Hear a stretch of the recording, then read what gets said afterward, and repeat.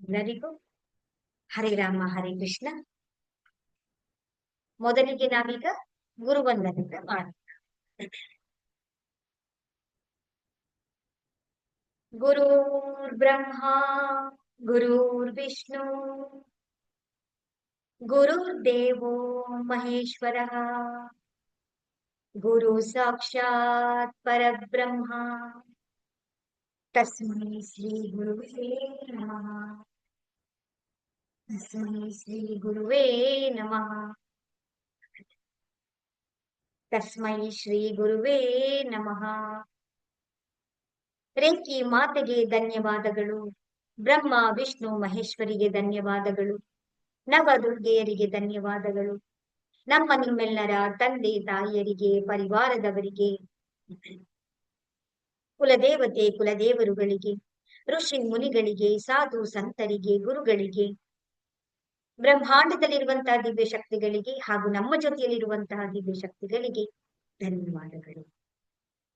ಅವರ ಆಶೀರ್ವಾದ, ಕರುಣೆ, ಕೃಪೆ ಸದಾ ಯಾವಾಗ್ಲೂ ನಮ್ಮೆಲ್ಲರ ಜೊತೆ ಹೀಗೆ ಇರ್ಲಿ ಅಂತೇಳಿ ನಾವು ಪ್ರಾರ್ಥನೆಯನ್ನ ಮಾಡ್ಕೊಳ್ಳೋಣ.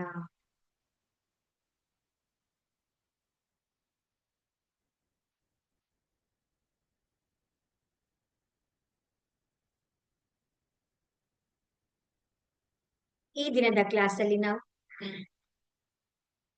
ಯಾವ ವಿಷಯವನ್ನ ತಿಳ್ಕೊಳ್ತೇವೆ ಅಂತ ಹೇಳಿದ್ರೆ, ಅಂತಿಮ ಘಟ್ಟಕ್ಕೆ ನಾವು ಬಂದಿದ್ದೇವೆ. ಕೆಲವರೆಲ್ಲರೂ ಹೊಸಬರು ಜಾಯಿನ್ ಆಗಿದ್ದೀರಾ, ಓಪೋ ಅಂತ ಹೇಳಿ. ಎಲ್ಲರೂ ವಿಡಿಯೋಸ್ಗಳನ್ನ ಆನ್ ಮಾಡ್ಕೊಳ್ಳಿ. ನಾವೆಲ್ಲರೂ ಕೂಡ ಏನು ಅಂತ ಹೇಳಿದ್ರೆ ಚೈತನ್ಯದೊಂದಿಗೆ ನಾವು ಕನೆಕ್ಷನ್ ಆಗ್ತೀವಿ.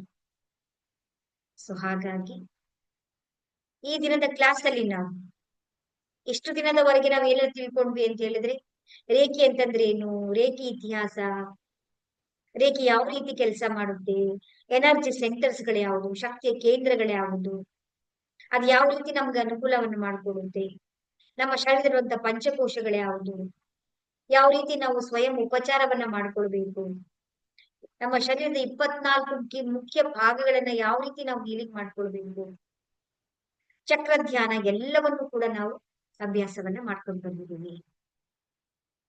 ಈ ದಿನದ ಕ್ಲಾಸ್ ಅಲ್ಲಿ ಏನು ಅಂತ ಹೇಳಿದ್ರೆ, ಈ ಎನರ್ಜಿಯನ್ನ, ನಮ್ಮ ಶಕ್ತಿಯ ಕೇಂದ್ರಗಳಿರುವಂತಹ ಒಂದು ಚೈತನ್ಯವನ್ನು ನಾವು ಉಳಿಸ್ಕೊಳ್ಬೇಕು, ಅದನ್ನ ನಾವು ಬೆಳೆಸ್ಕೊಂಡು ಆ ವೈಬ್ರೇಷನ್ ನಾವು ಜಾಸ್ತಿಯನ್ನ ಮಾಡ್ಕೊಳ್ಬೇಕು ಅಂದ್ರೆ ನಾವ್ ಏನ್ ಮಾಡ್ಬೇಕು ಅಂತ ಹೇಳಿದ್ರೆ, ಮೊದಲನೇದಾಗಿ ರೇಖಿಯಲ್ಲಿರುವಂತಹ 5 ಪಂಚತತ್ವಗಳು ಅಂತ ಹೇಳ್ತೀವಿ ನಾವು. ಆ ಪಂಚತತ್ವಗಳನ್ನ ಅಥವಾ ಪಂಚ ಪ್ರಿನ್ಸಿಪಲ್ಸ್ ಗಳನ್ನ ನಾವು ಫಾಲೋ ಮಾಡ್ತಾ ಬರ್ಬೇಕು. ತುಂಬಾ ಸರಳವಾಗಿದೆ. ಆದ್ರೆ ನಾವೇನ್ ಮಾಡ್ಬೇಕು ಅದನ್ನ ಅಂತೇಳಿ ನಮ್ಮ ನಿತ್ಯ ಜೀವನದಲ್ಲಿ ನಾವೇನ್ ಮಾಡ್ತಾ ಇದೀವಿ ಅಂತ ಹೇಳಿದ್ರೆ, ಈಗ ಭಗವದ್ಗೀತೆ ಇದೆ. ಆ ಭಗವದ್ಗೀತೆಯನ್ನ ಏನ್ ಮಾಡ್ತಾ ಇದೀವಿ ನಾವು, ಬರೀ ಪೂಜೆಗೆ ಮಾತ್ರ ಸೀಮಿತ ಮಾಡ್ಬಿಟ್ಟಿದೀವಿ. ಅದಕ್ಕೆ ಗಂಧದ ಕಡ್ಡಿ ಹಚ್ಚಿ ಅದಕ್ಕೆ ಪೂಜೆಯನ್ನ ಮಾಡೋದು, ಆರತಿಯನ್ನ ಮಾಡ್ತಾ ಇದೀವಿ ಬಿಟ್ರೆ ಅದ್ರೊಳಗಿರುವಂತ ಸಾರವನ್ನ ನಾವು ಓದಿದೀವ, ಅದನ್ನ ನಾವು ನಮ್ಮ ನಿತ್ಯ ಜೀವನದಲ್ಲಿ ನಾವು ಅಳವಡಿಸ್ಕೊಳ್ತಾ ಇದೀವ ನಾವು. ಅದನ್ನ ಪೂಜೆಗೆ ಮಾತ್ರ ಮುಡುಪಿಟ್ಬಿಟ್ಟಿದೀವಿ ನಾವು. ಹಾಗಲ್ಲ. ಆಧ್ಯಾತ್ಮಿಕತೆ ಅಂತಂದ್ರೆ ಏನು ಅಂತ ಹೇಳಿದ್ರೆ, ನಮ್ಮ ಜೀವನದಲ್ಲಿ ನಾವು ಅದನ್ನ ಉಪಯೋಗ ಮಾಡ್ಕೊಳ್ತಾ ಇದೀವ, ಅದನ್ನ ಉಪಯೋಗಿಸ್ತಾ ಇದೀವ, ಆ ಉಪಯೋಗದಿಂದ ನಮ್ಗೆ ರಿಸಲ್ಟ್ ಬರ್ತಾ ಇದೆಯಾ, ಅದನ್ನ ನಾವು ನೋಡ್ಕೊಳ್ತಾ ಪರೀಕ್ಷೆನ ನಾವು ಮಾಡ್ಕೊಳ್ತಾ ಬರ್ಬೇಕಾಗತ್ತೆ. ರೇಖೆಯಲ್ಲಿರುವಂತ ಆ ಪಂಚ ಪ್ರಿನ್ಸಿಪಲ್ಸ್ ಗಳು ಯಾವ್ಯಾವುದು ಅಂತ ಹೇಳಿದ್ರೆ, ಮೊದಲನೇದು, ಈ ಒಂದು ದಿನ ನಾನು ಕೋಪ ಮಾಡ್ಕೊಳ್ಳೋದಿಲ್ಲ. ನೋಡೋಣ, ಇವತ್ತೊಂದು ದಿನ ಅಷ್ಟೇ, ನಾಳೆ ನಾವು ನೋಡ್ಕೊಂಡ್ಬಿಡೋಣ. ಒಂದು ದಿನ ನಾನು ಕೋಪನ ಮಾಡ್ಕೊಳ್ಳೋದಿಲ್ಲ. ಎಂತ ಸಿಚುವೇಶನ್ಸ್ ಗಳೇ ಬರ್ಲಿ, ಪರಿಸ್ಥಿತಿಗಳು ಬರುತ್ತೆ, ಸನ್ನಿವೇಶಗಳು ಸೃಷ್ಟಿಯಾಗುತ್ತೆ, ಆದ್ರೆ ನಾವು ಕೋಪ ಮಾಡ್ಕೊಳ್ಬಾರ್ದು ಅಂತೇಳಿ ಒಂದು ನಿರ್ಧಾರವನ್ನ ನಾವು ಪ್ರತಿದಿನ ಮಾಡ್ಕೊಳ್ಬೇಕು. ಯಾಕೆ ಅಂತ ಹೇಳಿ, ಕೋಪವನ್ನ ಮಾಡ್ಕೊಂಡಾಗ ನೀವು ನೋಡ್ಕೊಳ್ಳಿ, ನಿಮ್ಮ ಶರೀರವನ್ನೇ, ನಿಮ್ಮ ಉಸಿರನ್ನ, ನಿಮ್ಮ ಶರೀರವನ್ನ ನೀವು ಗಮನಿಸ್ಕೊಳ್ಳಿ. ನೀವು ಏನಾಗುತ್ತೆ ಹೇಳಿ, ನಮ್ಮ ಉಸಿರಿನ ವೇಗ ಜಾಸ್ತಿ ಆಗತ್ತೆ, ನಮ್ಮ ಶರೀರದ ತಾಪಮಾನ ಜಾಸ್ತಿ ಆಗುತ್ತೆ, ಎಲ್ಲ ಆರ್ಗನ್ಸ್ ಗಳ ಎನರ್ಜಿ ಏನಾಗುತ್ತೆ, ಆಟೋಮ್ಯಾಟಿಕಲಿ 1 to 2 ಆಗಿ ನಮ್ಮ ಕಣ್ಣು, ನಮ್ಮ ವಾಯ್ಸ್ ಎಲ್ಲವೂ ಕೂಡ ಜಾಸ್ತಿ ಆಗುತ್ತೆ. ನೋಡಿ, ಒಂದು ಕ್ಷಣದಲ್ಲಿ ನಮ್ಮ ಶರೀರ ಎಷ್ಟು ವ್ಯತ್ಯಾಸ ಆಯ್ತು ಅಲ್ವಾ? ನಮ್ಮ ಎನರ್ಜಿ, ನಮ್ಮ ಶಕ್ತಿ ಕೋಪದಲ್ಲಿ ವೇಸ್ಟ್ ಆಗ್ತಾ ಇದೆ ನಮಗೆ. ತೂತಿನ ಮಡಿಕೆನಲ್ಲಿ ಏನ್ ತುಂಬಿದ್ರು ಏನ್ ಉಳ್ಕೊಳ್ಳುತ್ತಾ ಅದು? ಎಲ್ಲ ಸೋರಿ ಹೋಗ್ತಾ ಇದೆಯಲ್ಲ.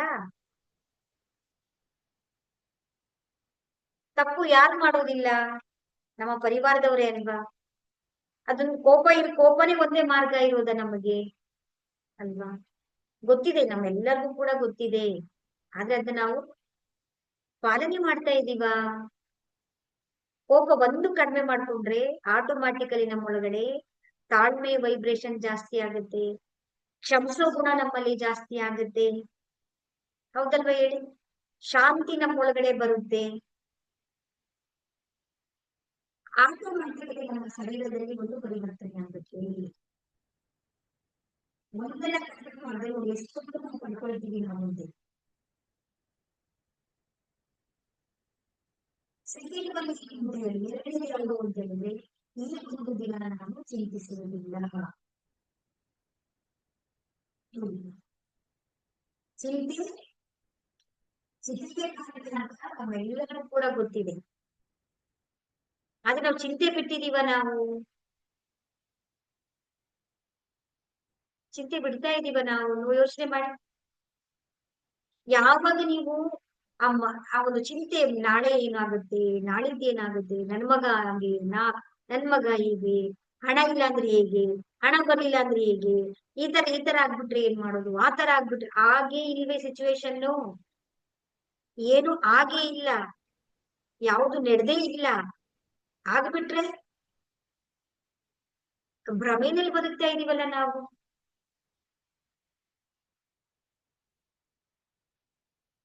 ಭವಿಷ್ಯದ ಬಗ್ಗೆ ಅತಿಯಾದ ಯೋಚನೆ. ನಾಳೆ ಯೋಚನೆ ಮಾಡ್ಕೊಂಡು ಇವತ್ ಏನ್ ಕೆಲಸ ಮಾಡ್ಬೇಕು ಅದನ್ನ ಮಾಡ್ತಾ ಇಲ್ವೇ ನೀವು?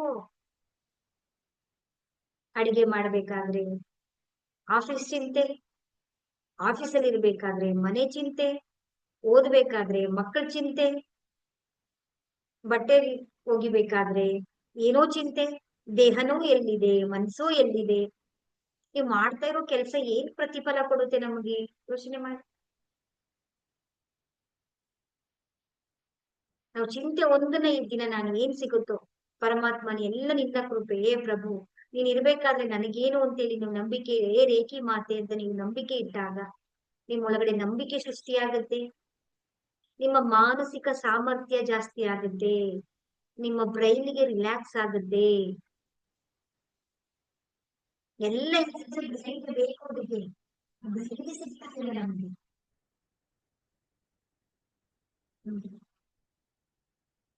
ಥರ್ಡ್ ಒನ್ ಏನು ಅಂತ ಹೇಳಿದ್ರೆ, ಈ ಒಂದು ದಿನ ನಾನು ಕೃತಜ್ಞನಾಗಿರ್ತೇನೆ. ನಾವೆಷ್ಟು ಕೃತಜ್ಞತೆಯನ್ನ ಅರ್ಪಿಸ್ತಾ ಇದೀವಿ ಹೇಳಿ ಭಗವಂತನಿಗೆ? ಒಂದ್ ಸಣ್ಣ ಎಕ್ಸಾಂಪಲ್ ಅಂತ ಹೇಳಿದ್ರೆ, ಬೆಳಿಗ್ಗೆ ಎದ್ದು ನಾವು ಕಣ್ಣು ಬಿಟ್ಟು ಪ್ರಪಂಚ ನೋಡ್ತಾ ಇದೀವಿ ಅಂತ ಹೇಳಿದ್ರೆ ನಾವೆಷ್ಟು ಪುಣ್ಯವಂತರು ಗೊತ್ತಾ?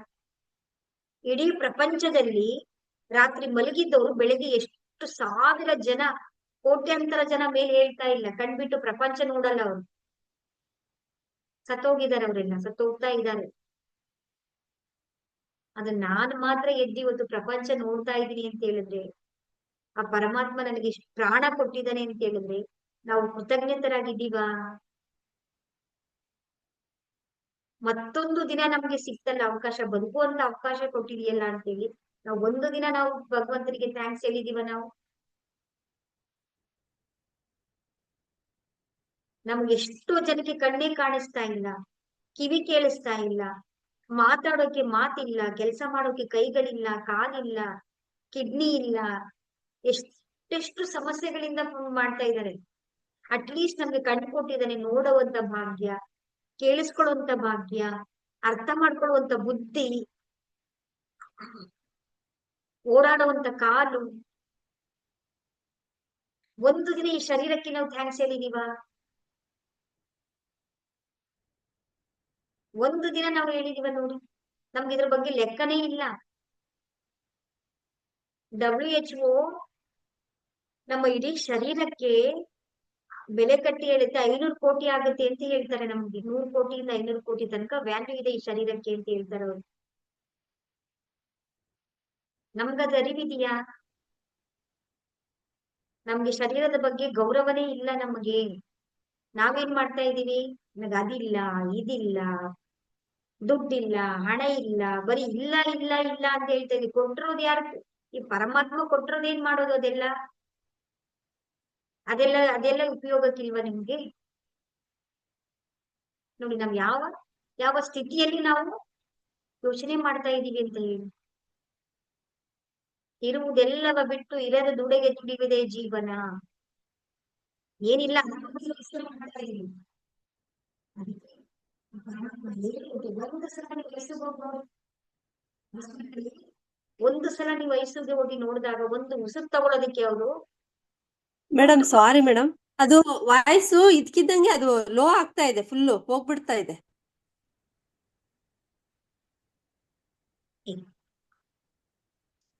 ಈಗ ಕೇಳಿಸ್ತಾ ಇದೆಯಾ ಜೋರಾಗಿ? ಈಗ ಕೇಳಿಸ್ತಾ ಇದೆ ಮೇಡಮ್. ಕೇಳಿಸ್ತಾ ಇದೆ. ಅಲ್ಲ, ಇವಾಗ ಕೇಳಿಸುತ್ತೆ, ಬಟ್ ಮಾತಾಡ್ತಾ ಮಾತಾಡ್ತಾ ಅದು, ಯಾಕಂದ್ರೆ ವಿಡಿಯೋಸ್ ಅಲ್ಲಿ ಹಂಗೆ ಬಂದಿದೆ, ಕೆಲವೊಂದು ವರ್ಡ್ಸ್ ಗಳೇ ಗೊತ್ತಾಗಿಲ್ಲ ಅದಕ್ಕೆ. ಸರಿ ಸರಿ, okay okay madam, thank you.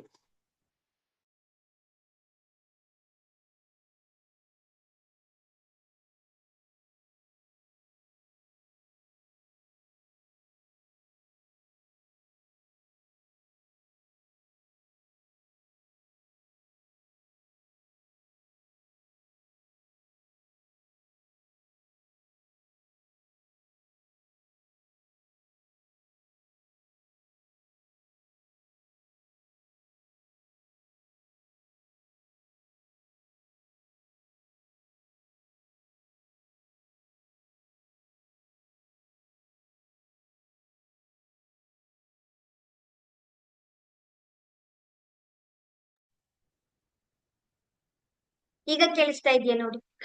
ಸರಿ, ನೋಡೋಣ ಇವಾಗ. ಕೇಳಿಸ್ತಾ ಇದೆ ಮೇಡಮ್. ಒಂದು ದಿನ ನಾವು ಚಿಂತೆ ಮಾಡಲ್ಲ ಅಂತ ಹೇಳಿದ್ರೆ ನಾವು ಕೃತಜ್ಞನಾಗಿರ್ತೀವಿ. ಒಂದು ಸಲ ನೀವು ವಯಸ್ಸಿಗೆ ಹೋಗಿ ನೋಡಿ, ಒಂದು ಉಸಿರು ತಗೊಳ್ಳೋದಿಕ್ಕೆ ಅವ್ರು ಎಷ್ಟು ದುಡ್ಡು ಕೊಟ್ಟು ಉಸಿರಾಡ್ತಾ ಇದ್ದಾರೆ ಅಂತ ಹೇಳಿ. ಆದ್ರೆ ಪರಮಾತ್ಮ ನಾವು ಎಷ್ಟು ಈಸಿಯಾಗಿ ನಾವು ಉಸಿರನ್ನ ನಮಗ್ ಕೊಟ್ಟಿದ್ದಾನೆ ಅಂತ ಉಸಿರಿನ ಬೆಲೆನೂ ಕೂಡ ನಮ್ಗೆ ಗೊತ್ತಿಲ್ಲ ನಮ್ಗೆ. ಹಾಗಾಗಿ ಏನಿದೆಯೋ ಫಸ್ಟ್ ನಾವೇನ್ ಕಲಿಬೇಕು ಅಂತ ಹೇಳಿದ್ರೆ ಕೃತಜ್ಞತೆಯನ್ನ ನಾವು ಅಭ್ಯಾಸ ಮಾಡ್ಬೇಕು. ನಾವು ಒಂದು ಊಟ ಸಿಕ್ಕಿದೆ, ಇವತ್ತು ಎಷ್ಟು ಊಟ ಸಿಕ್ಕಿದೆ ನನಗೆ, ಧನ್ಯವಾದ ಪರಮಾತ್ಮ. ಇವತ್ತು ಕೆಲಸ ಮಾಡ್ತಾ ಇದ್ದೀನಿ, ಕೆಲಸ ಮಾಡಿದಕ್ಕೆ ಧನ್ಯವಾದ. ಉಸಿರಾಡ್ತಾ ಇದ್ದೀನಿ, ಉಸಿರಿಗೆ ಧನ್ಯವಾದ.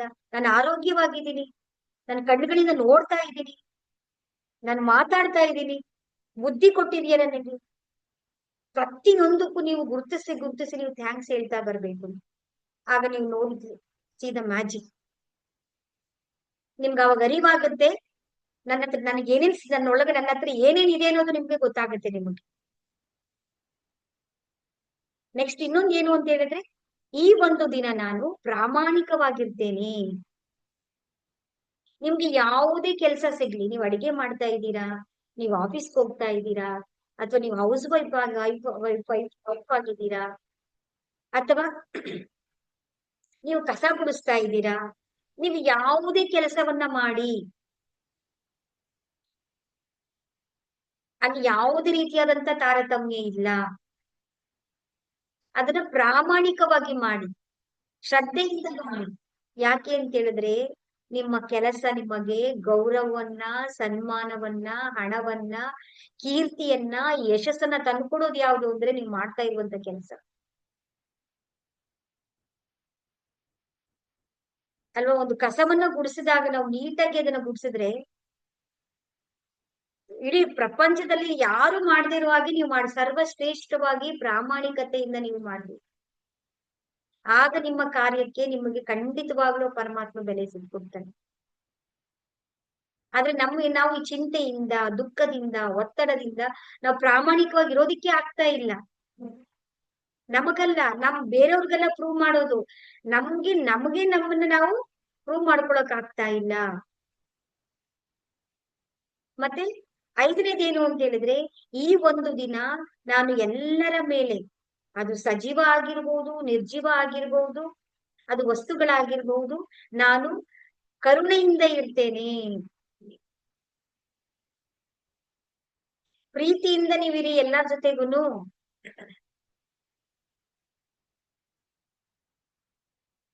ಆವಾಗ ನಿಮ್ಮೊಳಗೆ ಗೊತ್ತಾಗುತ್ತೆ ನೋಡಿ, ನನ್ನ ಒಳಗಡೆ ಏನ್ ನಡೀತಾ ಇದೆ ಅನ್ನೋದು ನಿಮ್ಗೆ ಅರ್ಥ ಆಗುತ್ತೆ.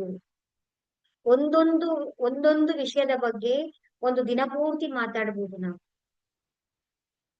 ಅಷ್ಟು ವಿಷಯಗಳು ಇದರಲ್ಲಿ ಅಡಗಿದೆ.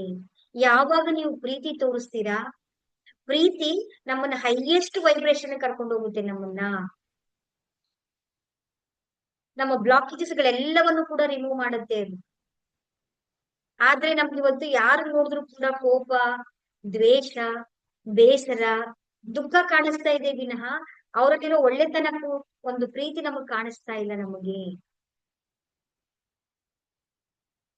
ಆದಷ್ಟು ನಾವು ಇದನ್ನ ಪ್ರತಿದಿನ ನಾವು ಫಾಲೋ ಮಾಡ್ತಾ ಬರ್ಬೇಕು. ಏನ್ ಮಾಡ್ಬೇಕು ಅದಕ್ಕೆ? ಬೆಳಿಗ್ಗೆ ಎದ್ದ ತಕ್ಷಣ, ಹಾಸಿಗೆಯಲ್ಲಿ ಎದ್ದ ತಕ್ಷಣ ನಾವು ಫಸ್ಟ್ ನಾವು ರೇಖಿ ಪ್ರಿನ್ಸಿಪಲ್ಸ್ ಗಳನ್ನ ನಾವು ನೆನ್ಸ್ಕೊಳ್ಬೇಕು. ನಾನು ಈ ಒಂದು ದಿನ ಕೋಪ ಮಾಡೋದಿಲ್ಲ, ಇವತ್ತೊಂದು ದಿನ ನಾನು ಚಿಂತೆ ಮಾಡೋದಿಲ್ಲ, ಈ ಒಂದು ದಿನ ನಾನು ಕೃತಜ್ಞನಾಗಿರ್ತೇನೆ, ಇವತ್ತು ಒಂದು ದಿನ ಪ್ರಾಮಾಣಿಕವಾಗಿ ಕೆಲಸ ಮಾಡ್ತೇನೆ, ಈ ಒಂದು ದಿನ ನಾನು ಕರುಣೆಯಿಂದ ಇರ್ತೇನೆ. ಪರೀಕ್ಷೆ ಮಾಡಿ, ಇದನ್ನ ಫಾಲೋ ಮಾಡಿ. ಆಗ ನೀವೇನ್ ಮಾಡ್ತೀರಾ ಗೊತ್ತಾ? ನೀವು ಜೀವಿಸುವ ಕಲೆಯನ್ನ ಕಲ್ತ್ಕೊಳ್ತೀರಾ. ವರ್ತಮಾನದಲ್ಲಿ ನೀವು ಜೀವಿಸ್ತೀರಾ. ಒಂದೇ ದಿನದಲ್ಲಿ ಆಗ್ಬಿಡುತ್ತಾ? ಖಂಡಿತವಾಗ್ಲೂ ಒಂದೇ ದಿನದಲ್ಲಿ ಆಗಲ್ಲ. ಅಭ್ಯಾಸಗಳು ಬೆಳೆದು ಬಿಟ್ಟಿದೆಯಲ್ಲ ನಮಗೆ, ಹೌದಲ್ವಾ ಹೇಳಿ? ಮನಸ್ಸು ನಕಾರಾತ್ಮಕ ಕಡೆಗೆ ಕರ್ಕೊಂಡು ಹೋಗ್ತಾ ಇರುತ್ತೆ. ಆದ್ರೆ ನಾವ್ ಇದನ್ನ ರೇಖೆ ಕಲ್ತಿದ ತಕ್ಷಣ ನಾಳೆಗೆ ಮ್ಯಾಜಿಕ್ ಆಗ್ಬಿಡುತ್ತೆ ಅಂತಲ್ಲ. ಅಭ್ಯಾಸವನ್ನ ಮಾಡ್ತಾ ಬರ್ಬೇಕು ನೀವು. ಎಷ್ಟು ದಿನ ಮಾಡ್ಬೇಕು? ಬರೀ 21 ದಿನ ಅಲ್ಲ. ನಿಮ್ಮ ಎನರ್ಜಿ ಅಲೈನ್ ಆಗೋವರೆಗೂ, ಉಸಿರು ಇರುವವರೆಗೂ ಫಾಲೋ ಮಾಡ್ಬೇಕು ನಾವ್ ಇದನ್ನ. ನಾವೇನ್ ಮಾಡ್ತೀವಿ? ಬ್ಯಾಟ್ರಿ ಚಾರ್ಜ್ ಮಾಡ್ತಿರ್ತೀವಿ, ಖಾಲಿ ಆಗುತ್ತೆ. ಚಾರ್ಜ್ ಮಾಡ್ಕೊಳ್ತೀವಿ, ಖಾಲಿ ಆಗುತ್ತೆ. ಚಾರ್ಜ್ ಆಗುತ್ತೆ, ಖಾಲಿ ಆಗುತ್ತೆ. ಚಾರ್ಜ್ ಆಗುತ್ತೆ, ಖಾಲಿ ಆಗುತ್ತೆ. ಅದನ್ನ ಮೇಂಟೈನ್ ಮಾಡ್ಕೊಂಡ್ ಬರ್ಬೇಕಲ್ವಾ ನಾವು? ಸಿಂಪಲ್ ಆಗಿ, ಸರಳವಾಗಿ ನೀವು ಇದನ್ನ ಫಾಲೋ ಮಾಡ್ಕೊಳ್ತಾ ಬನ್ನಿ. ಇದೆಲ್ಲವನ್ನು ಕೂಡ ನಮ್ಗೆಲ್ಲರೂ ಋಷಿ ಮುನಿಗಳು, ಸಾಧು ಸಂತರು ಎಲ್ಲರೂ ಹೇಳ್ಬಿಟ್ಟಿದ್ದಾರೆ ನಮ್ಗೆ. ಕಾಯಕವೇ ಕೈಲಾಸ, ದಯೇ ಧರ್ಮದ ಮೂಲವಯ್ಯ, ವಸುದೈವ ಕುಟುಂಬಕಂ ಅಲ್ವಾ ನೋಡಿ. ಎಲ್ಲರನ್ನೂ ಕೈ ಮುಗಿದು ಪ್ರೀತಿಸಿ ಗೌರವಿಸ್ಬೇಕು ಅಂತ ಹೇಳಿ ನಮ್ಗೆ ಹೇಳ್ಕೊಟ್ಟಿದ್ದಾರೆ. ಆದ್ರೆ ನಾವೇನ್ ಮಾಡ್ತಾ ಇದೀವಿ ಅಂತ ಹೇಳಿದ್ರೆ, ನಮ್ಮ ಈ ಒತ್ತಡದಿಂದ, ಈ ಗದ್ದಲದಲ್ಲಿ ಎಲ್ಲವನ್ನು ಕೂಡ ನಾವು ಕಳ್ಕೊಳ್ತಾ ಬರ್ತಾ ಇದೀವಿ. ಸಿಂಪಲ್ ಆಗಿ ಇದನ್ನ ಪ್ರತಿದಿನ ನೀವು ಈ ಪಂಚತತ್ವಗಳನ್ನ ನೀವು ಫಾಲೋ ಮಾಡ್ತಾ ಬಂತು ಅಂದ್ರೆ, ನಿಮ್ಮ ಆ ಒಂದು ಎನರ್ಜಿಯ ಲೆವೆಲ್ ಮತ್ತೆ ಮತ್ತೆ ನಿಮ್ಮನ್ನ ವರ್ತಮಾನದಲ್ಲಿ ಜೀವಿಸೋದಕ್ಕೆ ನಿಮ್ಗೆ ಸಹಾಯವನ್ನ ಮಾಡುತ್ತೆ. ಆಗ ನಿಮ್ಮ ಎಲ್ಲ ಕಾರ್ಯಗಳು ಕೂಡ ನಿಮ್ಗೆ ಸಕ್ಸಸ್ ಆಗೋದಕ್ಕೆ ನಿಮ್ಗೆ ಸಹಾಯವನ್ನ ಮಾಡಿಕೊಡುತ್ತೆ. ಇದು ಒಂದು ಆಯ್ತು. ಇದು ಮುಖ್ಯವಾದಂತಹ ಪ್ರಿನ್ಸಿಪಲ್ಸ್ ಗಳನ್ನ ನಾವು ನಮ್ಮ ದಿನನಿತ್ಯ ಜೀವನದಲ್ಲಿ ನಾವು ಫಾಲೋ ಮಾಡ್ಬೇಕು. ಅದಲ್ಲದೆ ನಮ್ಮ ಆಹಾರ ಪದ್ಧತಿಗಳಲ್ಲಿ ತುಂಬಾ ಎಚ್ಚರಿಕೆಯನ್ನ ವಹಿಸ್ಬೇಕು. ಸಿಂಪಲ್ ಆಗಿ ಒಂದೇ ಪದದಲ್ಲಿ ಹೇಳೋದಾದ್ರೆ, ನಮ್ಮ ಅನ್ನದಂತೆ ನಮ್ಮ ಮನ, ನಮ್ಮ ಮನದಂತೆ ನಮ್ಮ ಶರೀರ, ನಮ್ಮ ಶರೀರದಂತೆ ನಮ್ಮ ಆರೋಗ್ಯ, ನಮ್ಮ ಕೆಲಸ ಕಾರ್ಯ ಎಲ್ಲ. ನೋಡಿ, ನಿಮ್ಮ ಆಹಾರ ಹೇಗಿದೆ ಇವತ್ತು? ನೋಡಿ, ಇವತ್ತು ಒಮ್ಮೆ ನೋಡಿ ನೀವು ಕಾಫಿ, ಟೀ, ಸಕ್ಕರೆ, ಲಡ್ಡು, ಬೂಂದಿ ಎಲ್ಲ ಸಕ್ಕರೆಗಳಿಂದ ಮಾಡಿರುವಂತದ್ದು. ಬೇಕರಿ ಐಟಮ್ಸ್ಗಳು, ರಸ್ಕ್, ಕುರ್ಕುರೆ, ಮಾಜಾ, ಲೇಸ್, ಸಿಂಥೆಟಿಕ್ಸ್ ಡ್ರಿಂಕ್ಸ್ಗಳು, ಲೇಸು, ಸ್ಪ್ರೈಟು, ಮಾಜಾ, ಕೋಕೋ ಕೋಲಾ. ಯಾಕೆ ನಮ್ಮ ಹಿಂದಿನ ಕಾಲದ ನೋಡಿ, ನಮ್ಮ ಅಜ್ಜ ಅಜ್ಜಿ ಅವರೆಲ್ಲ ಮನೆಗೆ ಬಂದ್ರೆ ಮಜ್ಜಿಗೆ ಕೊಡ್ತಾ ಇದ್ರು, ನಿಂಬೆಹಣ್ಣು ಜ್ಯೂಸ್ ಕೊಡ್ತಾ ಇದ್ರು. ಇವತ್ತು ಹೋಯ್ತು. ಇವತ್ತು ಮಾಜಾ, ಲೇಸು, ಸ್ಪ್ರೈಟು, ಕೋಕೋ ಕೋಲಾ, ಮನೆಗ್ ಬಂದು ಯಾರ್ ಗೆಸ್ಟ್ ಗಳು ಬಂದ್ರು ಸ್ಪ್ರೈಟ್. ಆರೋಗ್ಯ ಎಲ್ಲಿ ಚೆನ್ನಾಗಿರುತ್ತೆ? ಪಾಯ್ಸನ್ ತಿಂತಾ ಇದೀವಿ ನಾವು. ಊಟ ತಿಂತಾ ಇದೀವಿ, ಊಟ ಜೊತೆಗೆ ಕೋಕೋ ಕೋಲಾ ಕುಡಿಯೋದು, ಸ್ಪ್ರೈಟ್ ಕುಡಿಯೋದು, ಡೈಜೆಷನ್ ಆಗ್ಲಿ ಅಂತೇಳಿ. ಊಟ ಅದು ಅಗ್ನಿ, ಜಠರದಲ್ಲಿರುವಂತ ಬೆಂಕಿ ಡೈಜೆಷನ್ ಮಾಡೋಕೆ ಸಹಾಯ ಮಾಡ್ಬೇಕು. ಆ ಬೆಂಕಿಗೆ ನೀರನ್ನ ಹಾಕಿ ನೀವೇನ್ ಮಾಡ್ತಾ ಇದೀರಾ? ಅದನ್ನ ಹಾಳು ಮಾಡಿಡ್ತಾ ಇದೀವಿ ನಾವು. ಯಾವ ಪದ್ಧತಿಯಲ್ಲಿ ಇತ್ತಪ್ಪ ಹೊಸ ವರ್ಷ ರಾತ್ರಿ ಆಚರಣೆ ಹೇಳಿ? Dinner, dance, drinks. ಅದು ಎಷ್ಟೊತ್ತು ಮೇಲೆ? 12 ಗಂಟೆ ರಾತ್ರಿ ಮೇಲೆ. ಎಲ್ಲಿ ನಮ್ಮ ನಮ್ಮ ಅಂಗಗಳಿಗೆ ಎಲ್ಲಿ ರೆಸ್ಟ್ ಸಿಗ್ತಾ ಇದೆ ಅಲ್ವಾ? ಹಾಗಾಗಿ ನಮ್ಮ ಆಹಾರದ ಬಗ್ಗೆ ನೀವು ಎಲ್ಲರೂ ಕೂಡ, ನಾನು ನಿಮ್ಮ ಹತ್ರ ರಿಕ್ವೆಸ್ಟ್ ಮಾಡೋದು, ದಯವಿಟ್ಟು ನಿಮ್ಮ ಆಹಾರ ಪದ್ಧತಿಗಳನ್ನ ಬದಲಾವಣೆ ಮಾಡ್ಕೊಳ್ಳಿ. ಸಾತ್ವಿಕ ಆಹಾರವನ್ನಕ್ಕೆ ಬನ್ನಿ ನೀವು. ತಾಮಸಿಕ ಆಗಿರ್ಲಿ, ರಾಜಸಿಕ ಆಹಾರಗಳನ್ನ ದಯವಿಟ್ಟು ಸೇವನೆ ಮಾಡಬೇಡಿ. ತಾಜಾ ಹಣ್ಣುಗಳು, ಫ್ರೂಟ್ ಸಲಾಡ್ಗಳು, ಹಸಿ ತರಕಾರಿಗಳನ್ನ ಇವತ್ತೆಲ್ಲ ಯೂಟ್ಯೂಬ್ ಅಲ್ಲೆಲ್ಲ ನೋಡಿದ್ರೆ ನಿಮ್ಗೆ ಎಷ್ಟು ವೆರೈಟಿಯಾಗಿ ಸಿಗುತ್ತೆ. ಅದನ್ನ ಅಭ್ಯಾಸ ಮಾಡ್ಕೊಳ್ತಾ ಬನ್ನಿ. ಆಮೇಲೆ ಕಾಲೋಚಿತವಾಗಿ, ಕಾಲಕ್ಕನುಗುಣವಾಗಿ ಹಣ್ಣುಗಳನ್ನ, ತರಕಾರಿಗಳನ್ನ ತಿನ್ನಿ. ನಿಮ್ಮ ಪ್ರಾದೇಶಿಕವಾಗಿ ಬೆಳೆಯುವಂತ ತರಕಾರಿಗಳನ್ನ ತಿನ್ಬೇಕು ನಾವು. ಆಗ ನಮ್ಮಲ್ಲಿ ಎನರ್ಜಿ ಬರುತ್ತೆ. ಊಟ ಮಾಡ್ಬೇಕಾದ್ರೆ ಊಟಕ್ಕೆ ಚಾರ್ಜ್ ಮಾಡಿ, ನೀರ್ ಕುಡಿಬೇಕಾದ್ರೆ ನೀರಿಗೆ ಚಾರ್ಜ್ ಮಾಡಿ. ಎಲ್ಲವನ್ನು ಕೂಡ ನಿಮ್ಗೆ ಹೇಳ್ಕೊಟ್ಟಿದ್ದೀನಿ ನಾನು. ಆ ಶಕ್ತಿಯನ್ನ ತುಂಬಿ ನೋಡಿ. ನಾವು ಊಟ ಮಾಡ್ಬೇಕಾದ್ರೆ ಹಿಂದಿನ ಕಾಲದಲ್ಲಿ ಅನ್ನಪೂರ್ಣೆ, ಸದಾಪೂರ್ಣೆ, ಶಂಕರಿ ಪ್ರಾಣವಲ್ಲಭೆ, ಜ್ಞಾನ ಸಿದ್ಧಿ, ಮಾತಾಚ ಪಾರ್ವತಿ ದೇವಿ, ಪಿತಾ ದೇವೋ ಮಹೇಶ್ವರ ಅಂತೇಳಿ, ಅನ್ನವೇ ಪರಬ್ರಹ್ಮ ಅಂತೇಳಿ ನಮಸ್ಕಾರ ಮಾಡಿ ಅದಕ್ಕೊಂದು ಧನ್ಯವಾದ ಹೇಳಿ ಊಟ ಮಾಡ್ತಾ ಇದ್ವಿ. ಇವತ್ ಎಲ್ಲಿಗೋಯ್ತು ಸಂಪ್ರದಾಯ ನಮ್ದು? ಟಿವಿ ನೋಡ್ಕೊಂಡು, ಮೊಬೈಲ್ ನೋಡ್ಕೊಂಡು ಹೇಗ್ ಬೇಕು ಅಂತ ಹೇಳಿದ್ರೆ, ನಾನು ಅವತ್ತೇ ಹೇಳ್ದೆ ನಿಮ್ಗೆ, ಪ್ರತಿಯೊಂದು ವಸ್ತುವಿಗೂ ಕೂಡ ಆಭಾ ಮಂಡಲ ಇರುತ್ತೆ. ನಕಾರಾತ್ಮಕ ಎನರ್ಜಿ ನಕಾರಾತ್ಮಕವನ್ನ, ಪಾಸಿಟಿವ್ ಎನರ್ಜಿಯನ್ನ ಅಟ್ರಾಕ್ಷನ್ ಮಾಡುತ್ತೆ.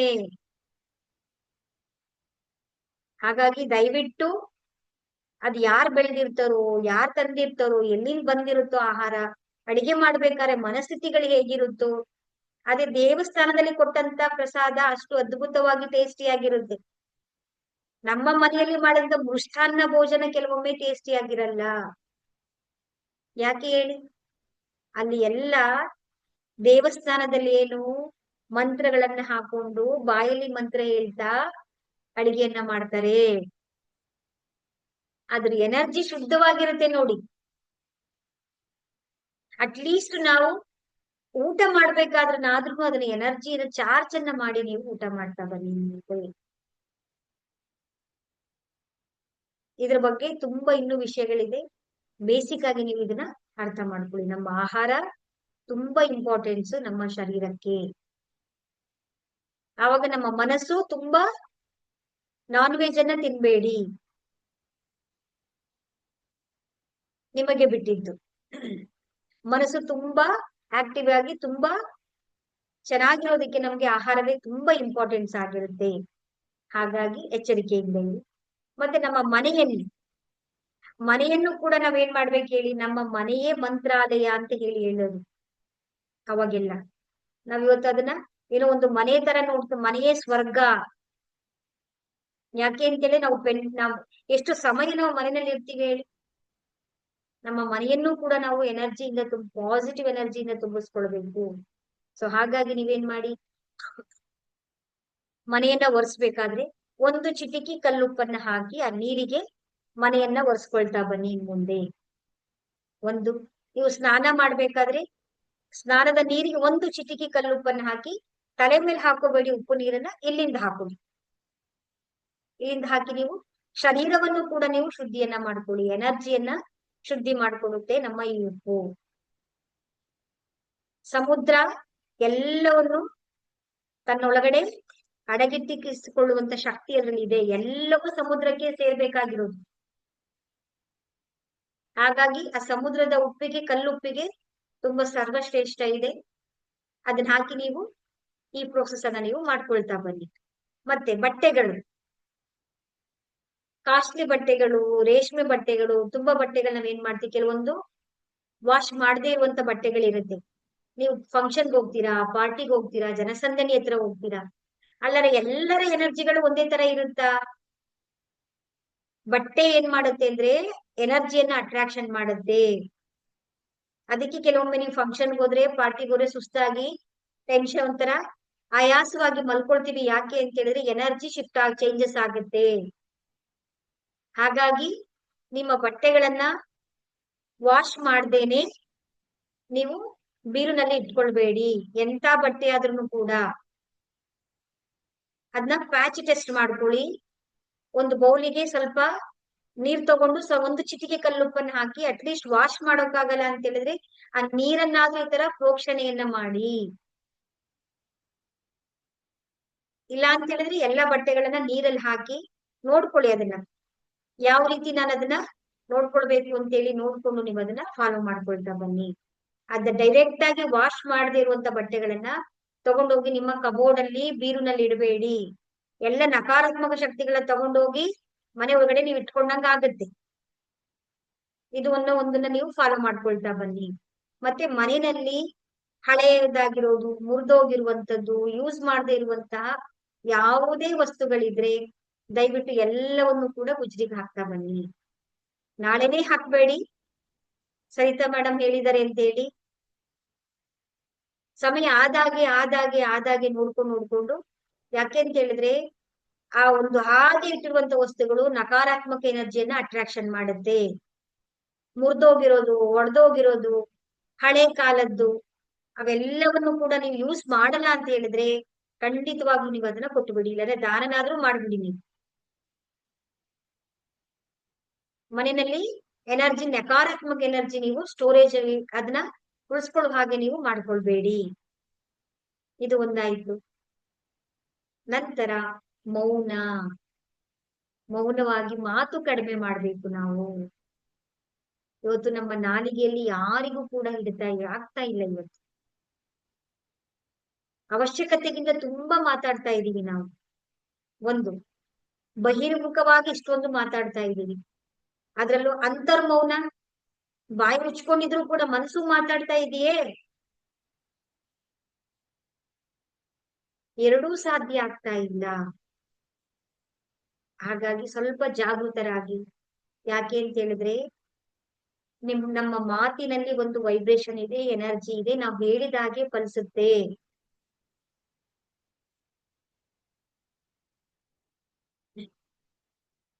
ಹಾಗಾಗಿ ಕಡಿಮೆ ಮಾತಾಡಿ, ಎಷ್ಟು ಅವಶ್ಯಕತೆ ಇದೆಯೋ ಅಷ್ಟು ಮಾತಾಡಿ. ಇದ್ರ ಬಗ್ಗೆ ನಾನು ನಿಮ್ಗೆ ಮುಂದೆ ಇನ್ನೂ ಡೀಟೇಲ್ ಆಗಿ ನಾನು ನಿಮ್ಗೆ ಎಕ್ಸ್ಪ್ಲೈನ್ ಮಾಡ್ಕೊಳ್ತಾ ಬರ್ತೀನಿ. ಮೌನವನ್ನ ಪಾಲನೆ ಮಾಡ್ತಾ ಬನ್ನಿ. ಪ್ರಯೋಗ ಮಾಡಿ ನೋಡಿ. ಇದೆಲ್ಲಾನು ನೀವು ನಾನು ಹೇಳೋದೆಲ್ಲವನ್ನು ಕೂಡ ನೀವು ಜೀವನದಲ್ಲಿ ಒಂದು ದಿನ ಮೌನವಾಗಿದ್ದು, ಶಾಂತವಾಗಿದ್ದು ನಿಮ್ಮ ಎನರ್ಜಿನ ಚೆಕ್ ಮಾಡಿ. ನೀವು ನನ್ನ ಬಾಡಿ ಎಷ್ಟು ಸುಸ್ತಾಗ್ತಾ ಇದೆ, ಹೇಗ್ ಕೆಲಸ ಮಾಡ್ತಾ ಇದೆ, ನಾನು ಎಷ್ಟು ಮಾತಾಡ್ತಾ ಇದ್ದೀನಿ, ನನ್ನ ಎನರ್ಜಿ ಎಲ್ಲಿ ಖಾಲಿ ಆಗ್ತಾ ಇದೆ ಅಂತ ನೀವು ಪರೀಕ್ಷೆಯನ್ನ ಮಾಡ್ಬೇಕು. ನೀವು ಅದಕ್ಕೆ ನಮ್ಗೆ ಹಿಂದೆ ಮೌನ ವ್ರತವನ್ನ ಮಾಡ್ತಾ ಇದ್ದದ್ದು.